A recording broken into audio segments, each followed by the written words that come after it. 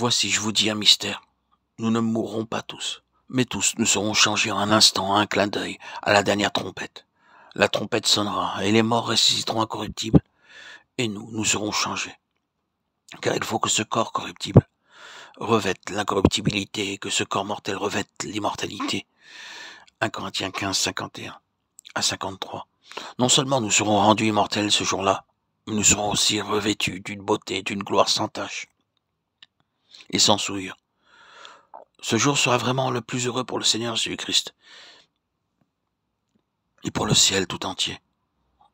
Or, à celui qui peut vous préserver de toute chute et vous faire paraître devant sa gloire irrépréhensible et dans l'allégresse, Jude 24.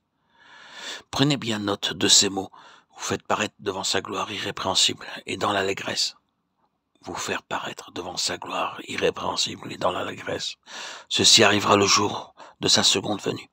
Imaginez le Seigneur Jésus-Christ descendant du ciel en ce jour-là, en qualité de roi des rois, de seigneur des seigneurs. En premier lieu, les trompettes célestes se mettront à sonner. Voici, il vient. Ensuite, le Seigneur lui-même dira, voici, je viens bientôt. Enfin, les croyants diront, Amen, viens Seigneur Jésus. Apocalypse 1, 7, 22, 20.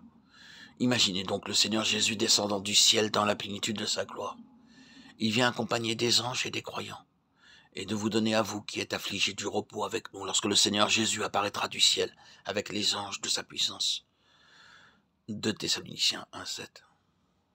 Notez bien ces mots. Le Seigneur Jésus apparaîtra du ciel avec les anges de sa puissance. Car le Seigneur lui-même a un signal donné à la voix d'un archange et au son de la trompette de Dieu descendra du ciel, et les morts en Christ ressusciteront premièrement. Ensuite, nous les vivants qui serons restés, nous serons tous ensemble enlevés avec eux sur des nuées à la rencontre du Seigneur dans les airs, et ainsi nous serons toujours avec le Seigneur. 1 Thessaloniciens 4, 16, 17.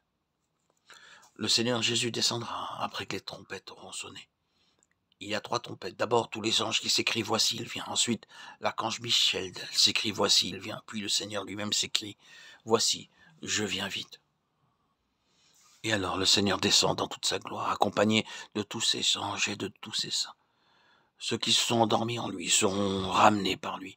Ceux qui sont vivants sur la terre lors de sa venue seront soudainement enlevés auprès de lui, avec un corps immortel. Et en le voyant tout à coup, face à face, ils seront transformés à son image. Tous ensemble, ils rencontreront le Seigneur dans les airs. Ce rassemblement aura lieu dans les airs.